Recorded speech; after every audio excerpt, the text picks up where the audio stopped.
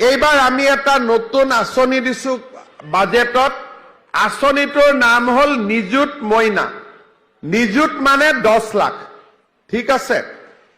এতিয়া আমাৰ চৰকাৰে দুখীয়া ঘৰৰ লৰা ছোৱালীবিলাকৰ নামভৰ্তি বিনা পইচাত কৰি দিয়ে আৰু কলেজত নামভৰ্তি ফ্ৰী আছে।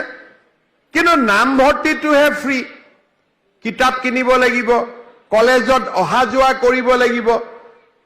এই কাৰণে বহুত লৰা ছোৱালী, বিশেষকৈ ছোৱালীক এতিয়াও মাক বাপেকে কলেজত মেট্ৰিক পাছ কৰাৰ পিছতো নপঠায়। এতিয়া মেট্ৰিক চলি আছে। এইবাৰ যিসকলে মেট্ৰিক পাছ কৰি কলেজত এডমিশ্যন ল'ব, তেওঁলোকক বিনা পইচাৰ এডমিশ্যনটো হ'বই। তেওঁলোকক আমি আৰু 10,000 টকা চৰকাৰৰ পৰা দি দিম ছোৱালীবিলাকক।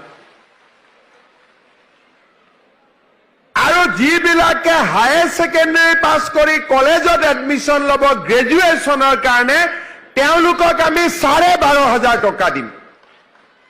আৰু যিবিলাকে ইউনিভাৰ্চিটিত পঢ়িব, তেওঁলোকক আমি 15,000 টকা তেওঁলোকৰ একাউণ্টত দিম। ইমান সুবিধা আমি কিয় দিছো? যাতে কোনো ছোৱালী কলেজত যোৱাৰ পৰা যাতে বঞ্চিত হৈ নাথাকে।